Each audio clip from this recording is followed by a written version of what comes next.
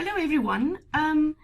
In today's class, I want to talk you through the reading for assignment 1. Well, it's the reserved reading for the entire COM4806, but as you know, for assignment 1, you can only use from these sources.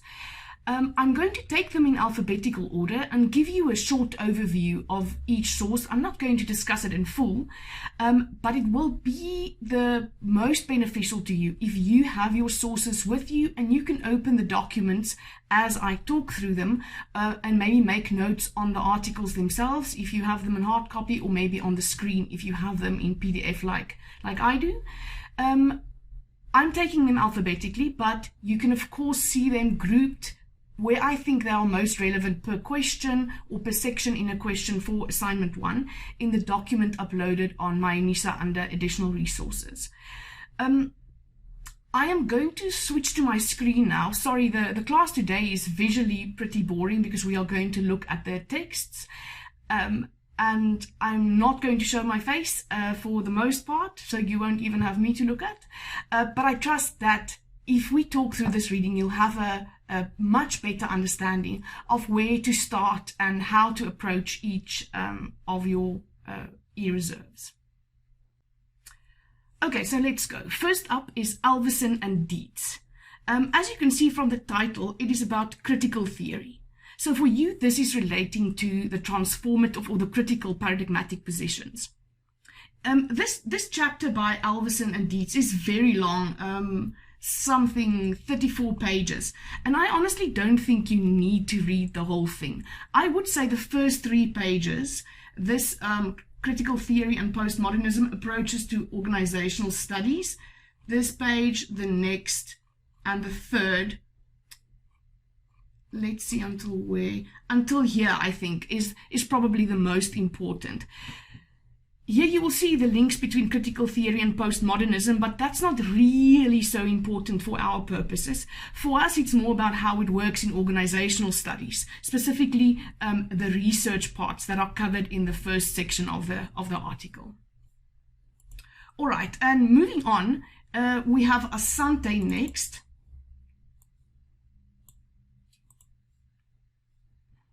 Now, Professor Molefi Asante is an American scholar connected to the Temple University in Philadelphia.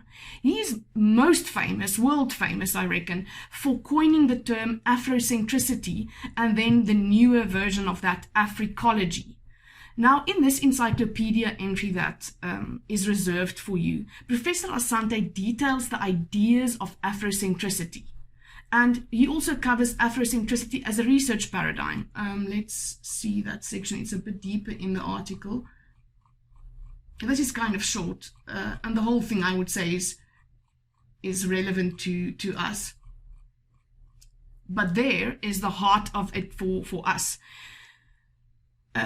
Afrocentricity for us is part of the decol, indigenous, post-col paradigmatic positions, and we can kind of see Afrocentricity as an African decol paradigmatic position. So if you read this entry by Professor Asante, you will see how it fits so well within the bigger decol movement. And he also talks about the ontology of centering Africa, the epistemology and methodology that is based on African consciousness and African knowledges. So you will certainly be able to use this in both the question 1 part on decol, indigenous, post-col, as well as on the epistemology question 2, where that last section about decol and epistemology. Next up is Breyman et al. This is a chapter from a textbook. This chapter could be relevant to the discussions you need on positivism and interpretivism, I would say, and for question 2, as it covers a lot of ground on epistemology. This chapter can also help you with question 3, as it brings the research in context with business research specifically, or as it's called in our Tutoreta 101, organizational research, organizational studies. There is a big section on epistemology, and then influences on the conduct of business research, and how epistemology and ontology relate to business research. So those sections maybe be able to help you answer question 3.2.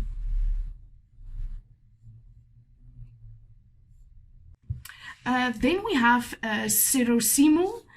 This is an entry in like a methods guidebook. It's about pragmatism, and Serosimul covers the basics of the paradigmatic position on pragmatism. So also specifically the ontology, epistemology, methodology of pragmatism.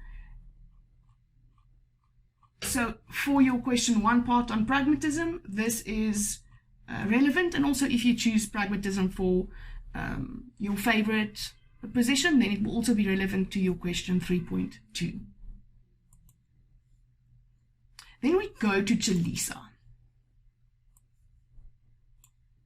Chapter 1.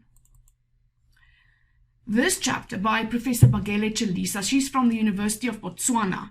And in this chapter, this is from her very famous book, Indigenous Research Methodologies.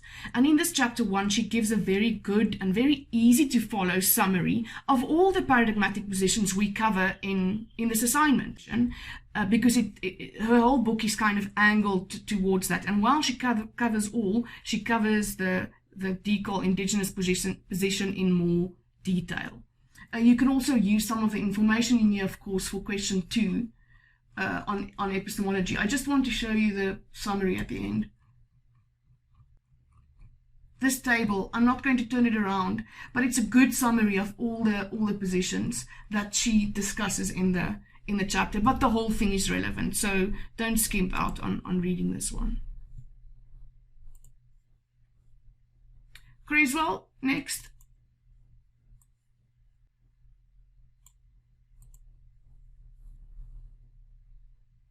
The chapter reserved from the textbook of Professor John Creswell covers post-positivism, that for us is related to the positivist position, then constructivism, that for us overlaps with interpretivism, transformativism, and pragmatism. So it's easily written, it's a textbook. He doesn't specifically say this is the ontology, this is the epistemology, this is the axiology, but if you have it spelled out as in Chalisa's chapter or in other sources, you will be able to easily see those links. Because if you know ontology is about truth and reality, you will see when he talks about truth and reality. And if you know epistemology is about knowledge and knowledge generation, you will see when he discusses those aspects of each paradigmatic position. And if you understand that axiology is about values and ethics, you will see when he speaks of value-free and value-laden ideas in different paradigms. Then next up is Dastil.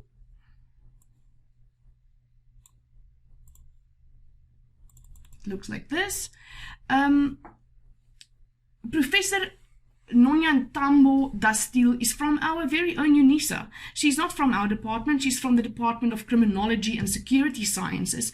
And in this article that's reserved for you, she summarizes the 3 terms, Afrocentricity, Africanity, and Africology, and draws from those the features of an African-centered decol paradigm. So again, it's for the decol indigenous post-col one, and it's a very, very nice article that brings these very important concepts that kind of intermingle to weave kind of a tapestry of an African-centered decol paradigm. Also not that long to read.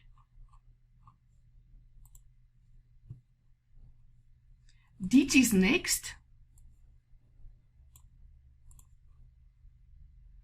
This chapter by Stanley Dietz is about critical theory. So for you, it's most relevant for the discussion on the transformative or critical paradigmatic positions. Stanley Dietz, by the way, is a very famous scholar and author about critical organizational communication specifically.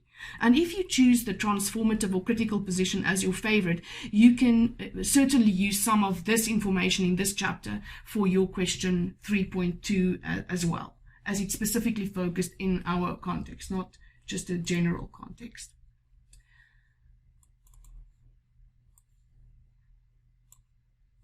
Then we have Duberly and Johnson. This is also on critical theory, so it's for the transformative critical position.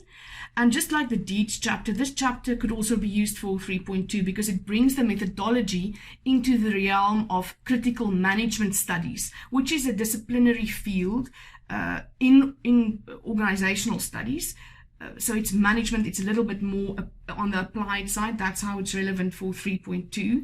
So it brings the critical theory, the critical research paradigm in connection with critical management studies, the disciplinary field.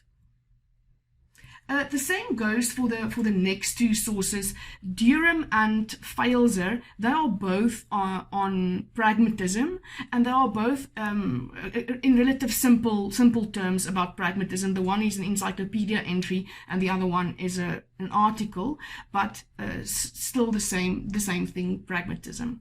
Then next up, I'm going to open for Frasinelli.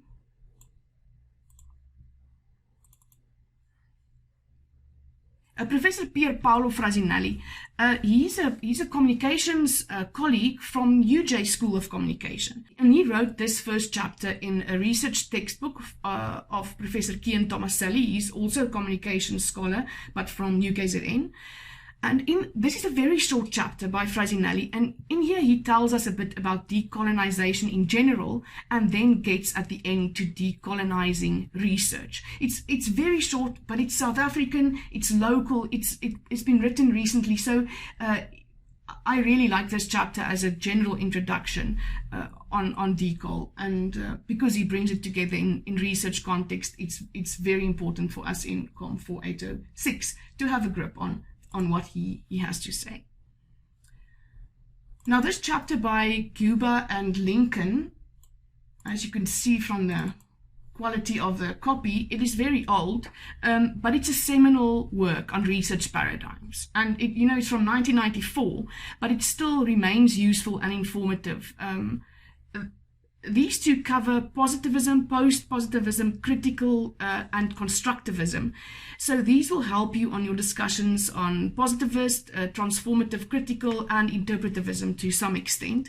And they say quite a bit about epistemology too, so I'm sure it can help you with question 2 as well. Then Lee, this article, also relatively old, by Lee. It's included in your list not because it details positivism and interpretivism, but it brings the context to organizational research. So it's useful for question 1 as well as for question 3. However, the principles and concepts they cover are more theoretical and less about research. So you need to do a bit of digging for relevant information, and this is more like a source to use in addition with other sources when you discuss the paradigmatic positions. I found the concluding section the easiest to interpret for assignment 1. Next up is Lincoln and Gonzalez. By the way, this is the same Lincoln as the Guba and Lincoln article. Ivona Lincoln and Elsa Gonzalez, they are 2 US scholars from Texas. Professor Lincoln is specifically famous. You know, that old article from 94, she's been famous for a long time as a methodology expert. And in this reserved article, they give kind of a Western perspective on working towards decolonizing. So it's a non-African voice on the topic, but it's interesting because they cover specific practical things on what researchers can do to work towards decolonizing. Then we have 2 Mertens articles on the list. I'm just going to open this one. Donna Mertens is an American, and she's known as the mother of the transformative paradigm. So this is from the horse's mouth. She first called this the emancipatory paradigm, but later she changed it to transformative paradigm. And in these 2 articles, she gives it like firsthand. She details the transformative research position with specific explicit reference to ontology, epistemology, methodology, and axiology. Next up is Miller.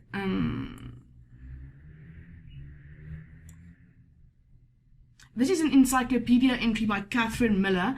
It's a good source for question 3.2 because it brings different philosophical positions into the context of organizational communication with examples of some topics and applications of those philosophical assumptions and methods associated with different paradigms,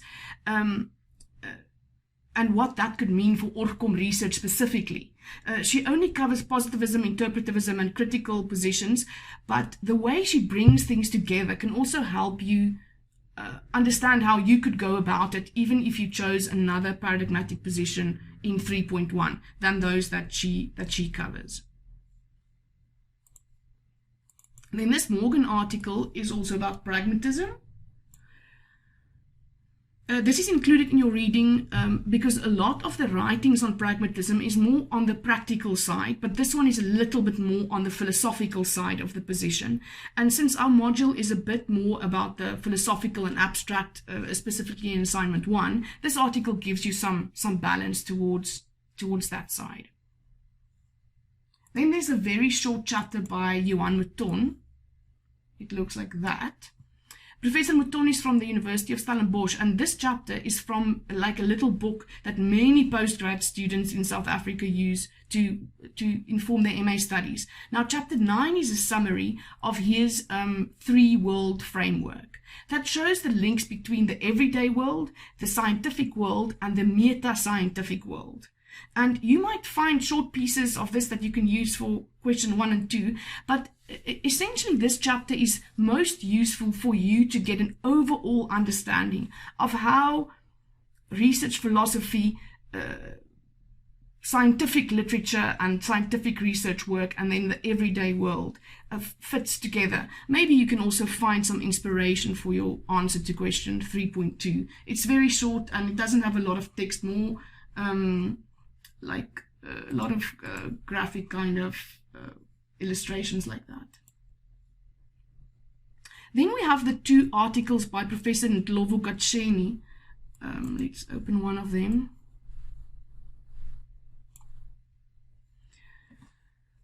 This is even closer to home. Professor Ndlovu Katsheni is from UNISA, and in both the articles, the prof gives us a very good overview of the bigger decol movement and also links it to research and how decolonizing research means to move away from and to critique the remnants of colonialism and imperialism in research and methodology.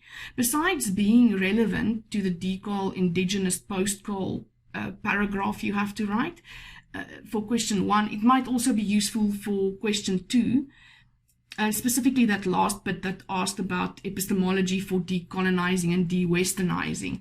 This guy's information can really inform you there. Then we have Opong. I want to open it to you so you can see what it looks like. Seth Opong is an African scholar. He's taught in Ghana, Liberia, and Botswana. I think he's in Botswana at the moment. And in this article reserved for you, Opong critiques mainstream thinking in social science research. And then he proposes assumptions that could be adopted by non-Western scholars as an alternative position. Opong also mentions some specifics about epistemology that you might find useful for question 2, but mainly this is for question 1's decol, post-col indigenous discussion. Then the reserved chapter from Saunders. It's very easy to read this whole chapter, and it comes from a research methods textbook, and it's explicit about, again, ontology, epistemology, axiology, and methodology. It's also written specifically in the context of business research, so you can use this info for question 1 and 2 and 3, I would say, but there's no decol, indigenous, post-col in here, so all the others are covered. This chapter in Smith. This chapter from Linda Tuhiwai Smith's famous book, Decolonizing Methodologies. Now, Professor Smith is from New Zealand, and she's an academic and an activist for Indigenous education, specifically in the context of the Maori people of New Zealand. In this chapter, Prof. Smith gives us a nice historical background on colonization of knowledges, and in the chapter emerges the importance of decolonization in academia. Specifically, I think this chapter could inform your question 2, because the part about epistemology and decol, as she mostly talks about colonizing knowledges and decol knowledges and the damages that the damage that was done to knowledge production by the imperialist and colonialist systems.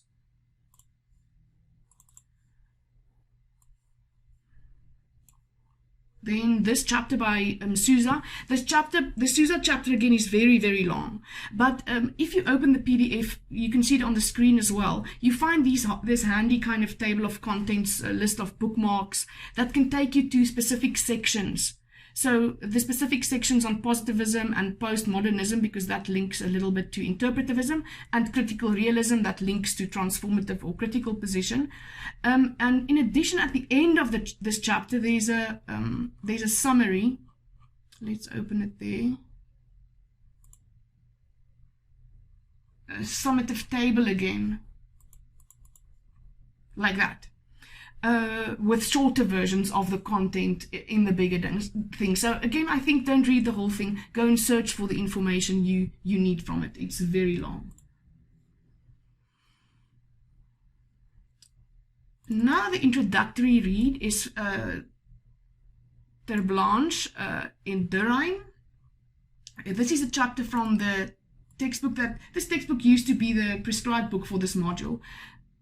And in chapter 1, gives you an intro on social science research, and it brings the positivist, interpretivist, and constructionist paradigms in discussion. For this module, of course, we combine kind of interpretivism and constructionism for the most part, but you will see some of what is in this chapter as constructionism is more maybe what we have as the transformative or the critical position.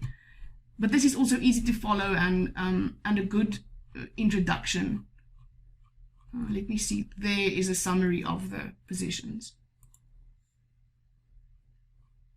Then we have Weisbord and Melado.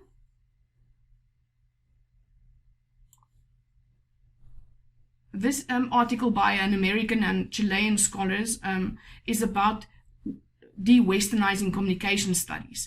It's not specific to organizational communication, but the bigger communication discipline. But what they do very well is bring a bigger de-Westernization debate into context with communication research. They argue about the body of evidence, which relates, of course, to epistemology, the subjects of study that could relate to ontology, but more than contributing to the decol, indigenous post-col part of question 1 and the decol part of question 2, this article, I think, is specifically nice for question 3.2, as it talks a lot about the world of comms research and de-Westernizing that world. Westwood and Clegg, we are almost through them all. Westwood and Clegg, that's what it looks like. This chapter is very long, 43 pages, and difficult to read for the most part. I think this type of content will give you a very good understanding of how issues of philosophy in a field manifest in research. And they talk about how different organizational topics are covered differently by scholars of different positions. So there's a lot of things that's relevant for question 2 and mostly for question 3.2, but it is a long read, but I think it's worth your time to work through this one as a difficult academic piece of writing. And in the last place, we have Wicks and Freeman. The article looks like that. Also an old journal article. It's on an application in organizational studies. It's on pragmatism, of course, and it's difficult and theoretical. But if you can follow it, it will show you how the pragmatic position enters into debates on discipline matters. In this case, the matter they focus on is the matter of business ethics. And there's a handy table differentiating between positivism, anti-positivism, and pragmatism. And they specifically relate pragmatism to organizational studies. So I think for question 1, and then for question 3.2, if you have chosen pragmatism, this is a must read, although it is a a little bit old and a little bit difficult to follow. All right, so now we are through the list. Remember to check the assignment 1 reading document on my UNISA. There they are kind of grouped per section that they are most relevant to. And together with the discussion today, I'm sure you have a little bit of a better idea of how to go about your reading and what to expect from the different sources. I hope it helped you. Happy studies, guys.